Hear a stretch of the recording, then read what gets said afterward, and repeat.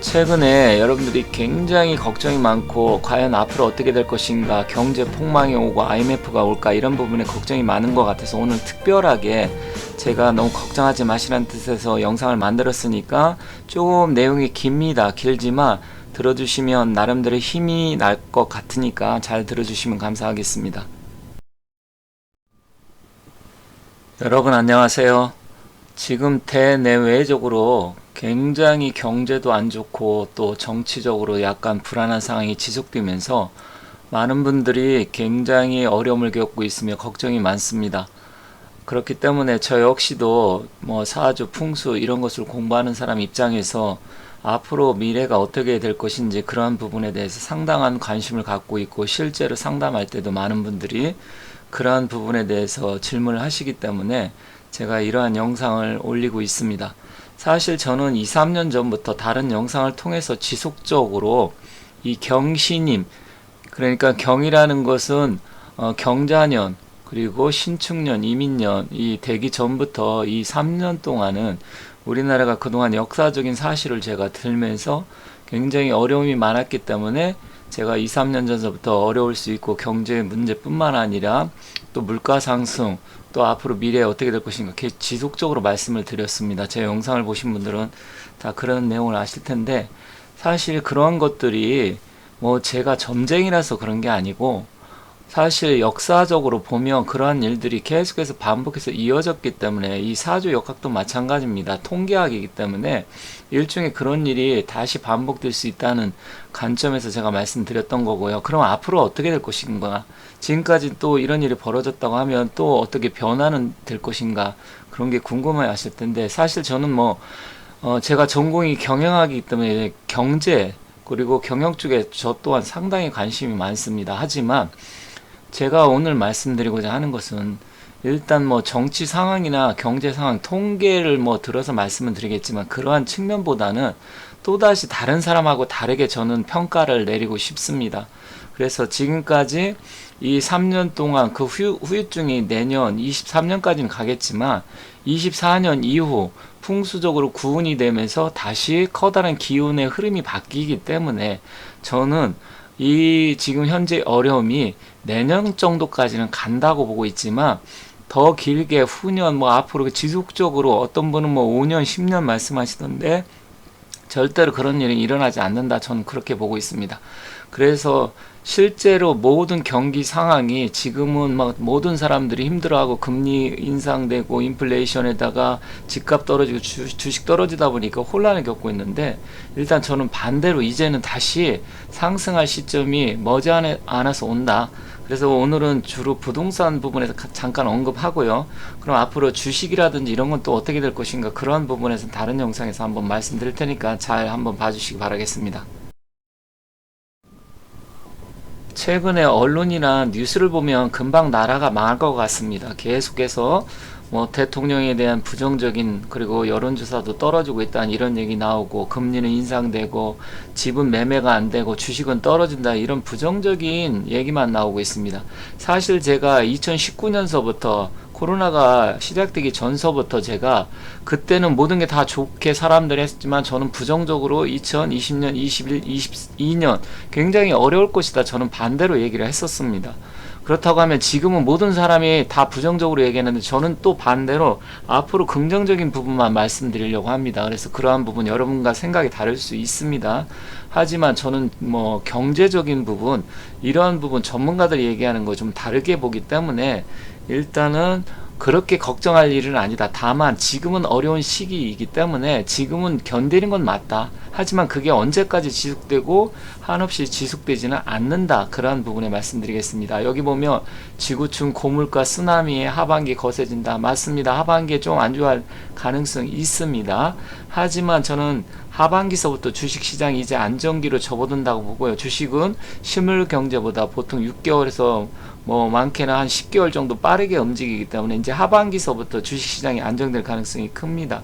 그리고 이 부동산 부분은 일단 내년 상반기나 늦으면 내년 하반기까지 부동산은 갈 수가 있습니다. 그거는 왜냐면 주식시장보다는 탄력도가 훨씬 떨어지기 때문에 그렇습니다. 그래서 그러한 부분 참고하시면 될 것 같고요. 그러면 앞으로 이 부동산 쪽은 어떻게 될 것인가, 그 부분에 좀 추가적으로 말씀드릴게요.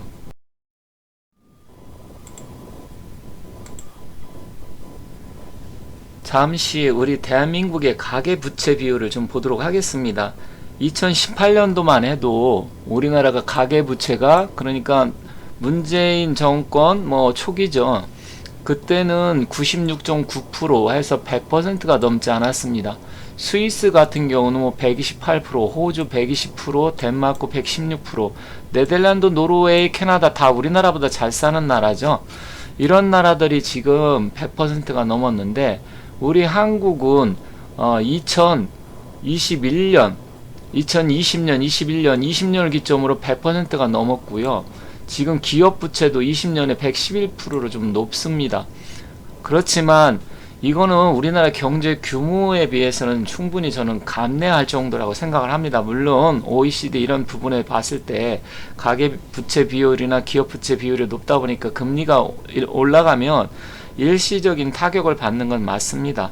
그래서 약간의 위험 요소는 있지만, 이런 얘기는 지금 올해만 나온 게 아니라 벌써 10년 전에도 나왔고, 계속해서 가계 부채라든지 기업 부채는 계속해서 증가하고, 또 우리나라 재정도 지금 상당히 옛날에는 재정 규모가 굉장히 건실했는데 지금 안 좋아진 건 사실입니다. 이건 문재인 정부에서 커다란 실책이라고 저는 당연히 봅니다.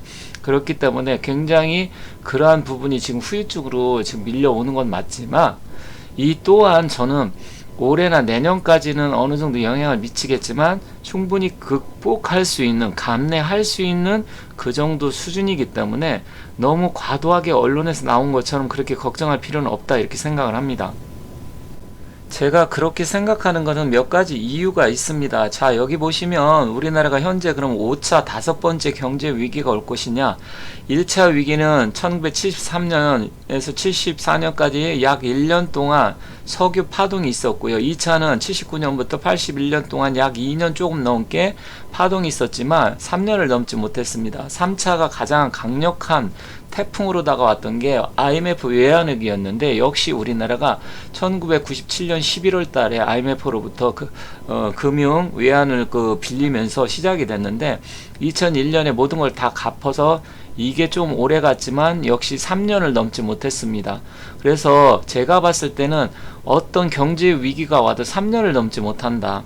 그리고 4차 경제 위기는 여러분이 잘 아시겠지만 2008년도 리먼 브라더스 사태로 해서 서브프라임 모기지 사태가 일어나면서 그때 금융 위기가 왔지만 우리나라는 크게 그렇게 심각한 상황까지는 오지는 않았습니다. 전 세계 금융 위기가 왔지만, 그렇다고 하면 지금 현재 다섯 번째, 왜 이런 일이 발생했냐면 우크라이나 전쟁, 그리고 코로나, 그리고 전 세계 그로 인해서 금리 인상, 고물가 인플레이션 때문에 이런 사태가 지금 발생을 하고, 우리나라도 지금 수출도 지금 적자로 지금 돌아섰죠. 그러니까 수입과 수출 그 비율이 수입이 많다 보니까 그건 일시적이라고 봅니다. 그래서 석유값은 다시 하반기 이후서부터 저는 안정되리라 봅니다.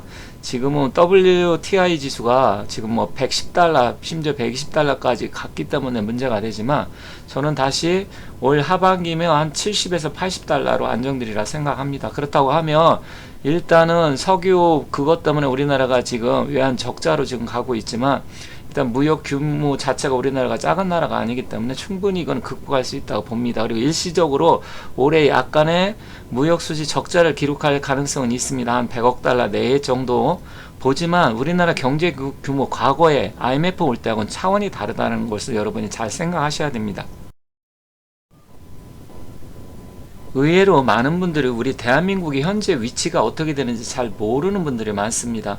그냥 막연하게 인플레가 시작되고 금리 인상되고 수출이 줄어들고 수입이 많다 하니까 불안해 하시는데, 지금 우리 대한민국은 전 세계에서 아주 막강한 나라가 되어 있습니다.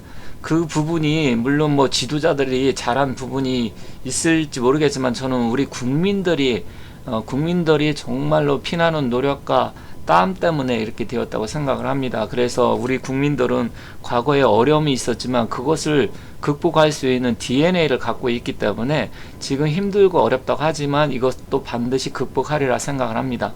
그래서 IMF 때도 극복을 했고 금융 위기가 왔을 때도 다 극복을 했기 때문에 또다시 우리 국민들이 이러한 어려움을 이겨내리라 생각합니다. 여기 보면 우리나라가 왼쪽에 지금 2차 전지, 방위산업, 조선산업, 자동차, 전기, 전자, 반도체, 군사력, 항공, 우주, 그리고 K컬처, 관광산업, 또 원자력, 철강, 조선, 그리고 해운, 뭐 이런 쪽, 중화학, 원유, 정제, 정말 이루 말할 수 없을 정도로 대한민국은 지금 힘이 막강한 나라입니다. 전 세계에서 이렇게 모든 산업이 골고루 탑5, 탑10 안에 들어가는 나라는 대한민국이 거의 유일합니다. 그럼 어떤 분은 지금 중국이 우리나라보다 경제 규모도 크고 중국이 지금 발전하고 있지 않냐. 물론 맞는 말씀이지만 중국은 인구가 많아서 그렇고요. 실질적으로 어떤 첨단 산업 분야에서 아직까지 한국한테는 많이 밀리고 있습니다. 그리고 그것뿐만 아니라 그리고 우리나라처럼 반도체라든지 전기, 전자, IT 쪽에서는 중국이 아직까지 한국을 따라올 수가 없습니다. 그럼 일본 같은 경우는 과거에는 굉장히 우리나라보다 앞서 있지만 지금 우리나라에 비해서 뒤지는 것들이 굉장히 많습니다. 그리고 미국 같은 경우는 제조업이 이렇게 한국처럼 다양하게 지금 하지를 않아요. 그쪽은 금융, 서비스 이런 쪽, 군사, 방위 쪽으로는 강하지만 우리나라처럼 제조업 분야에서 그렇게 강하지 않습니다. 유럽은 더욱더 우리보다 뒤처져 있습니다. 유럽의 영국, 독일, 프랑스, 이태리 정도가 우리나라 경제 규모보다 좀 큰 나라인데 실질적으로 그 네 나라 모두도 우리처럼 모든 분야에서 다 잘하고 있지는 않습니다. 그렇기 때문에 현재 이러한 부분을 여러분들이 믿고 현재 어려운 시기를 조만간 극복할 것이다. 또 제가 부동산 부분 이런 게 떨어지고 매매가 안 되고 금리가 올라가다 보니까 힘들어서 여러분들이 굉장히 불안해하지만 그거는 지금 일시적이다. 내년까지 정도 늦으면 후년 상반기까지는 갈 수는 있다. 저도 그렇게 봅니다. 하지만 왜 그것 또한 지나간다 하는지 제가 뒤에서 바로 말씀드릴게요.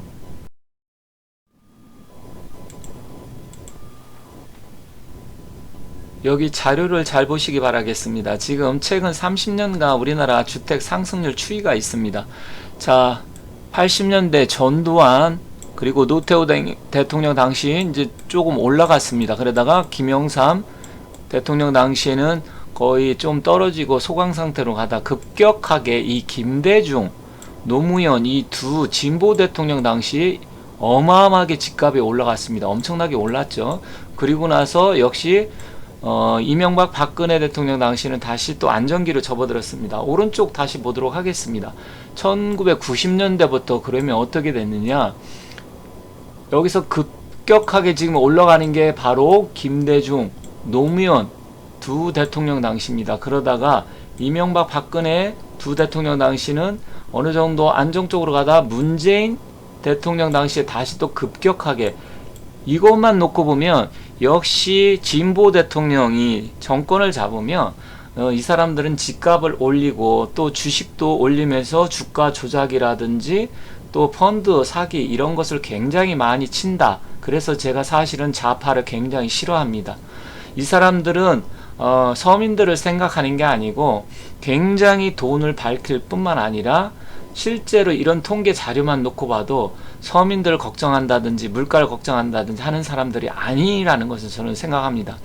이 보수 정권에서는 오히려 경제를 활성화시키고 이렇게 금융이라든지 부동산 가지고 장난을 치지 않습니다. 그런데 진보 대통령들이 하면 그러한 부분이 급격하게 나타나기 때문에 이때 서민들, 국민들이 훨씬 더 삶의 질이 나빠지고 어려운 점을 겪고 있다. 물론 제가 얘기하는 걸 또 반대를 하면서 이상하게 얘기하는 사람이 많을 텐데 그건 그분들 생각이고 저는 저 나름대로 생각이 있기 때문에 뭐 제 생각이니까 그렇다고 크게 여러분들이 생각이 다르다 해서 스트레스 받거나 저한테 뭐라고 하실 필요가 없습니다. 여러분 생각이 있듯이 저 역시도 생각이 있기 때문에 그거는 서로의 각자의 다름이지 차이점이니까 인정하시기 바라겠습니다. 어쨌든 그렇다고 하면 지금 윤석열 대통령이 지금 대통령 돼서 일시적으로 지금 문재인 당시 대통령에서 이렇게 집값이 급격하게 올라갔기 때문에 조금 떨어져야 되는 건 당연하다고 봅니다. 왜 그러냐면 실제로 보면 노태우 대통령 당시 그때는 뭐 이제 신도시를 개발하다 보니까 올라갔는데 김영삼 대통령 당시에는 다시 안정세로 접어들었고 또 박근혜 이명박 대통령 당시도 다시 또 약간 안정세로 접어들었기 때문에 윤석열 대통령이 되면서 역시 이러한 현상이 또 지속되리라 생각합니다. 하지만 2024년 갑진년인데 그때가 풍수 기운이 구운으로 바뀌면서 저는 그때 다시 안정세 서서히 상승한다고 보고요. 실질적으로 우리나라가 1948년 정부 수립 이후 지금까지 해서 집값이든 땅값이든 부동산은 일시적으로는 떨어진 적은 있지만 그렇다고 해서 한없이 일본처럼 뭐 20년 30년 지속적으로 떨어진 적이 없기 때문에 여러분들께서 이러한 부분을 잘 참고하셔서 더 이상 불안해하거나, 물론 일시적으로 좀 대출을 받아서 금리가 올라가니까 한 달에 이자를 몇백만 원씩 내다 보면 불안한 건 당연합니다. 하지만 이 기간이 당분간은 올 수밖에 없다는 점 여러분이 잘 인지를 하시고 이것을 어떻게 내가 극복해내고 이겨낼까, 그 부분에 집중적으로 하시고 당연히 다시 올라간다 희망을 갖기 바라겠습니다. 제가 통계를 들어서 잠깐 말씀을 드렸지만 일단 제가 이 통계대로 다 된다 100% 이렇게 된다 말씀드리는 게 아니고 저는 일단은 뭐 여러가지 자료를 통해서 또 제 나름대로 풍수라든지 아니면 사주 역학 이런 걸 공부하다 보니까 제 나름대로 기준이라든지 원칙이 생겼습니다. 그렇기 때문에 일단 경제학자들이라든지 아니면 정부 기관에서 발표하고 언론에서 발표하는 거는 좀 다르게 본다라는 점 여러분이 잘 그 부분을 좀 인지하셨으면 좋겠고요. 어찌됐건 내년까지는 좀 인내를 하긴 해야 되지만 부동산은 내년까지는 약간 떨어질 수는 있습니다. 하지만 그 시점이 이제는 완전하게 다른 뭐 언론이나 아니면 유튜브에서 말하는 것처럼 대폭락이 온다 그렇게 생각하지 않아요. 그러면 그 폭락이 안 오는 이유는 또 다른 이유들이 있습니다. 그거는 오늘 여기서 말씀드리기가 좀 어려운 부분이 있기 때문에 일단 다른 시간에 다른 영상을 통해서 앞으로 또 우리나라가 전반적으로 어떻게 될 것인가 말씀드릴 기회가 있으면 그때 말씀드리겠습니다. 지금까지 좀 어려운 내용 시청해 주셔서 감사합니다. 어려운 시국인데 힘내시고 건강관리 잘 하시고 저는 또 다른 영상을 갖고 찾아뵙도록 하겠습니다. 감사합니다.